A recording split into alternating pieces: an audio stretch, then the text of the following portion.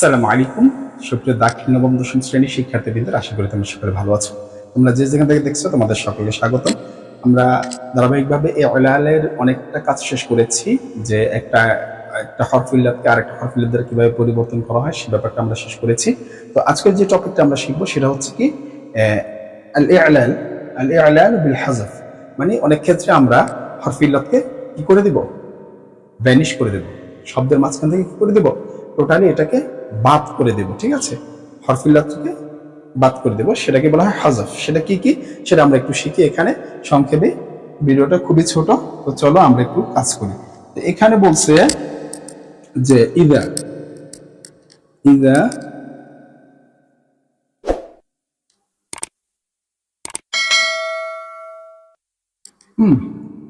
ইলতাক হ্যাঁ ইলতাকু সাকিনান সাকিনান ইলতাকু সাকিনানি সাকিনানি আহাদুহুমা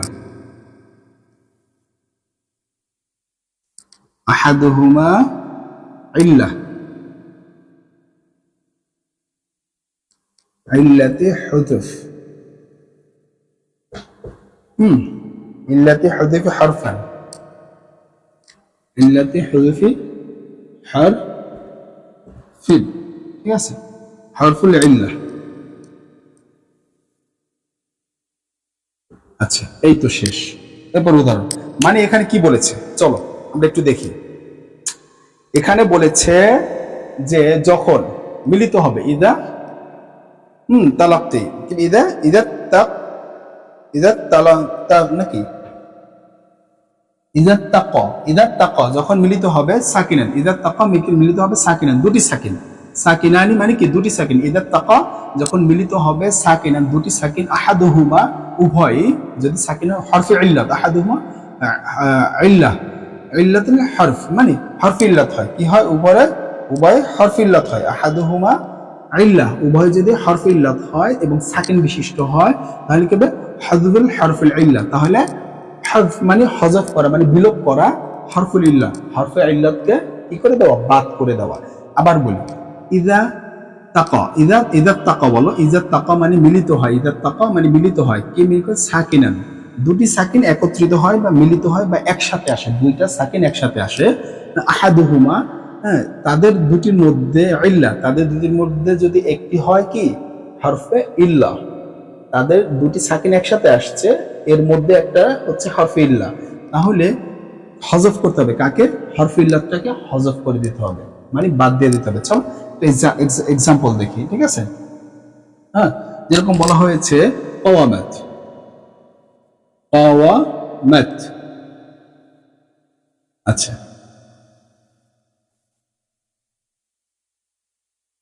এই যে দেখো কাওয়ামাত নাকি না কমাউতু মুতাকাল্লিমের সিগা, এটা দিয়ে বুঝলে ভালো হয়। কমাউতু, ঠিক আছে কমাউতু। এখন দেখো এইটার এই ওয়াওয়ের আগে কি আছে, আলিফ আছে, একটু আমরা এটা এল আলি শিখছি, তাহলে ওয়াওয়ের আগে যদি আলিফ থাকে তা ওয়াওয়ের আগে কি আছে, জবর আছে, জবর থাকলে ওয়াওকে কি করতে হবে, আলিফ দ্বারা পরিবর্তন করবে, তাহলে কি হবে ক মাত নাকি কমতো। এখন এটাও সাকিন আলিফও সাকিন, এই যে দুইটা সাকিন একত্রিত হয়েছে, ঠিক না, ওয়াওকে যে জবরের কারণে এই ওয়াওকে আলিফ দ্বারা পরিবর্তন করলাম, পরিবর্তন করার কারণে এখন এই আলিফ সাকিন মিম সাকিন, এই কথাই তো এখানে বলেছে যে দুটি সাকিন একত্রিত মিলিত হয়, তাদের মধ্যে প্রথম বলে না, তাদের মধ্যে যেটা হরফে ইল্লাত, এখন হরফে ইল্লাতকে এই আলিফ, তাহলে এখন এই আলিফ তো হরফে ইল্লাত, এখানে যজম দেওয়া লাগে না জানি, তাহলে এটা তো এমনিতেই সাকিন হরফে ইল্লাত মানে, তাহলে যজম যেহেতু দেওয়া লাগে না, তাহলে কি করতে হবে, এই আলিফকে ভ্যানিশ করে দিতে হবে, তাহলে কি বলবো কমা, না কুমতু বলবো নাকি, ঠিক আছে কুমতু, ঠিক আছে কি বলবো কুমতু। আচ্ছা, এখন কথা হচ্ছে স্যার এখানে পেশ আসলো কেন, এই ব্যাপারটা একটু আলোচনা, একটু ট্রিকি আলোচনা। দেখো এখানে ওয়াওকে বুঝানো, এক কথা আমি বলে দিই, ওয়াওকে বুঝানোর জন্য পেশ নেওয়া হয়েছে, যে এখানে কফের পরে মূলত ওয়াও ছিল, তাই ওয়াওকে বুঝানোর ক্ষেত্রে পেশ নেওয়া হয়েছে, এটা হচ্ছে আসল কথা, এটা হচ্ছে বেসিক কথা। এরপর আরো বিস্তারিত জানতে চাইলে আমার ওই যে প্লেলিস্ট নামক যেটা কথা বলেছিলাম আগের ভিডিওতে, সেই প্লেলিস্টে যেতে হবে, তাহলে বিস্তারিত বুঝবে। ক্লিয়ার? এখানে এই কথাটাই বলেছি, ঠিক আছে? এই দেখো মানে হরফিল্লাত হযফ করে দিলাম, এখানে হরফিল্লাত আলিফ ছিল, পরিবর্তন করে তারপর আমি রাখতে পারলাম না। এখানে হরফিল্লাত আলিফ, ওয়াওটা আলিফ দ্বারা পরিবর্তন হলো এই আগের অক্ষরে জবর থাকার কারণে, তারপরও হইল না, তারপরও দুটো সেকেন্ড একত্রিত হওয়ার কারণে আলিফটা পরে ওয়াওটা পরে গেল। এখন ওয়াওয়ের চিহ্ন রাখার জন্য অফে আমরা পেশ দিলাম। ক্লিয়ার? এটা হচ্ছে বিষয়। আচ্ছা, এটা গেল আমাদের একটা বিষয়। আর কি কি আছে দেখি, আর একটু কি কি আছে সেটা আমরা একটু দেখি, তাহলে আমরা আজকে শেষ করে ফেলবো। এরপরে আবার বলছে যদি হরফিল্লাত ফাইদা কানা বা'দা মা হারফু ইল্লা হারফান মুশাদ্দাদ। আরেকটা কথা বলা আছে, এটা আমরা 2 নাম্বার নাম দেই। এটা আমরা 2 নাম্বার দেই যে ফাইদা কানাত, নাকি ফাইদা কানা মা বা'দা العلة بعد العلة حرفا بعد العلة حرفا مشددا।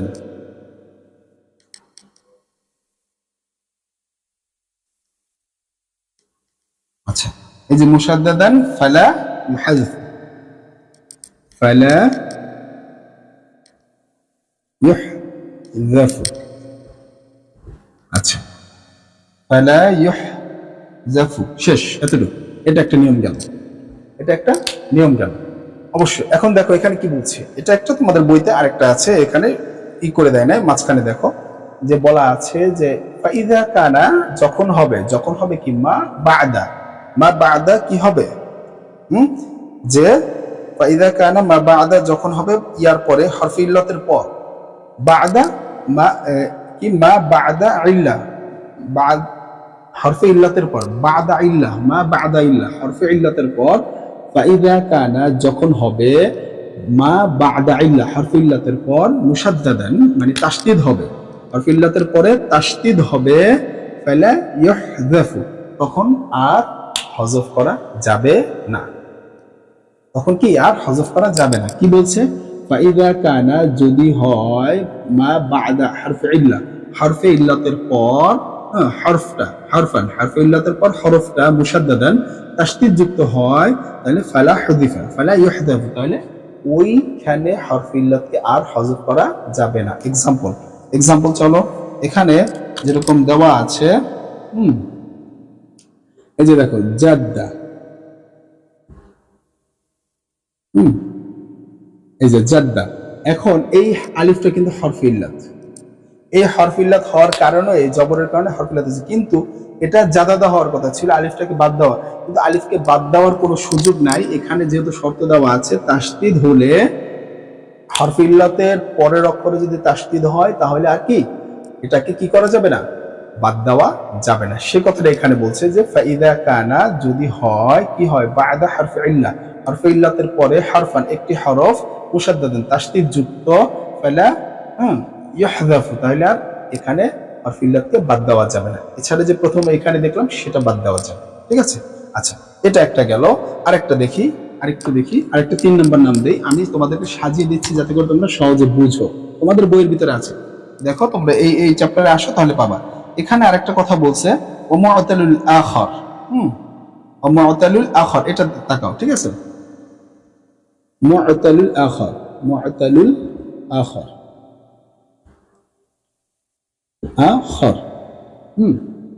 এই জায়গাটা দেখো, ঠিক আছে? এই জায়গাটা 3 নম্বরে, ঠিক আছে? এখানে কি বলছে, এখানে বলতে চাচ্ছে ইযা জুজিমা মুদারিআহু আও বুনিয়া মিনহু ফি'লুল আমর হুযিফা ইল্লাত। আচ্ছা, এবার আমি একটু লিখে দিই যে এখানে বলছে ইযা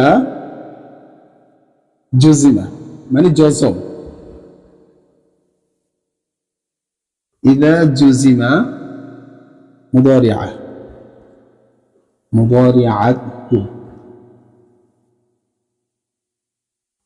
মুদারিআহু আও অথবা বুনিয়া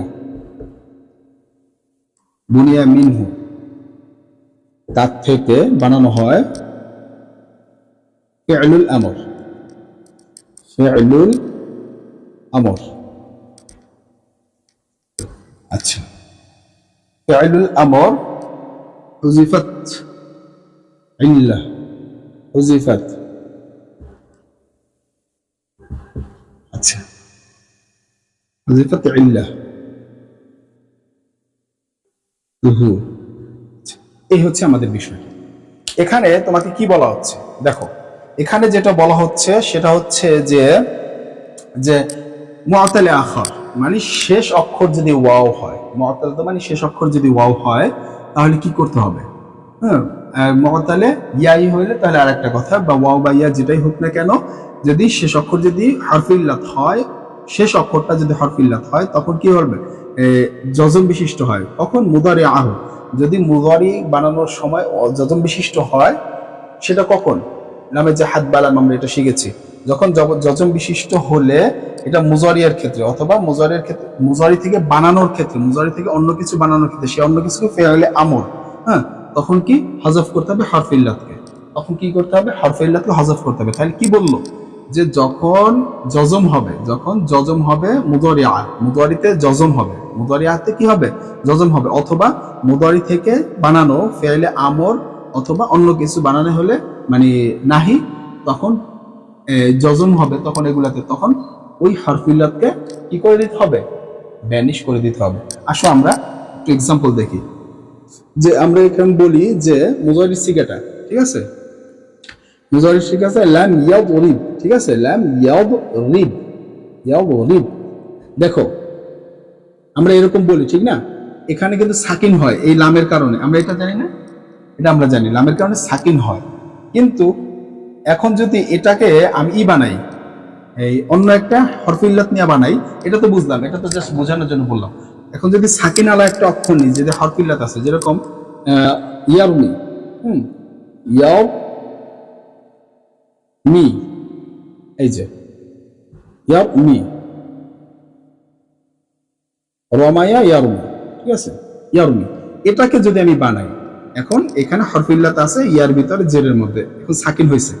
এখন এখানে প্রকৃত সাকিন, এখানে পেশ আছে, কিন্তু এই জেরের কারণে দেখা যাচ্ছে এটা। এখন যদি এটাকে আমি বানাই, এই যজম বানাই এই ইয়াকে, তাহলে কি হবে? হরফে ইল্লাতটা বাতিল হয়ে যাবে। যেরকম লাম ইয়াও মি, কি হবে তখন? লাম ইয়াও মি, আলাম তারা, এই যে বল, ঠিক আছে, তা র, তা র, এরকম লাম ইয়াও মি হয়ে যাবে।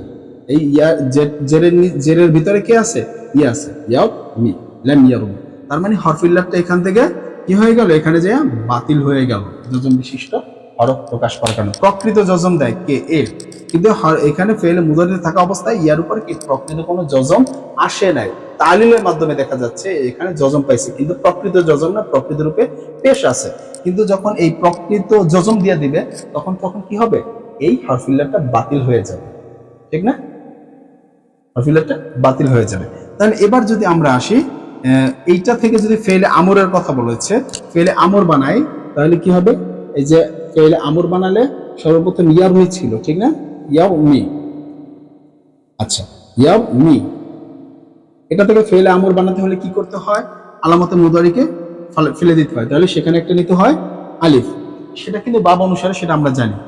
তাহলে কি হবে? মূল অক্ষর র, এই যে নিলাম র, ইর, আর আইন কালিমার উপরে ভিত্তি করে জবরজের পেশ মিমে, ঠিক না? সেটা তো সুযোগ নেই। আর শেষে কি আছে? হরফে ইল্লাত, ঠিক না? র মিম ইয়া, সেটা এখানে হিসাব করার সুযোগ নাই। তাহলে র মিম ইয়া থাকার কারণে মিম হয়ে গেল ইর মি, ইর মি। এখন মিমের জের কেন? শেষেরটা তো সাকিন হওয়ার কথা ছিল, শুধু ইর হওয়ার কথা ছিল না, এখানে বাদ দেওয়ার কোনো সুযোগ নাই। এখানে বাদ দেওয়ার কোনো সুযোগ নাই মিমকে, কারণ মিমকে যে বাদ দিবা, মিম হচ্ছে তোমার ইয়াকে বহন করতেছে, ঠিক আছে? মিম হচ্ছে ইয়াকে বহন করতেছে, সুতরাং মিমকে বাদ দেওয়ার কোনো সুযোগ নাই। কিন্তু এখানে যে ইয়াটা ছিল, সেই ইয়াটা কি হয়ে গেছে? ভ্যানিশ হয়ে গেছে ফেলে আমরে বানানোর ক্ষেত্রে, হরফে ইল্লাত হযফ। এই ছিল আজকের আমাদের বিষয়টা। এর পরের টপিক আমরা সাকিন বিষয় নিয়ে আলোচনা করবো। এই চ্যাপ্টারটা শেষ হয়ে যাবে ইনশাআল্লাহ। আশা করি তোমরা আমার সাথে থাকবে। তো আজকে এই পর্যন্তই। ভিডিওটা 2 বার 3 বার দেখো, ভালো করে বুঝে যাবে। আজ এই পর্যন্ত। আসসালামু আলাইকুম।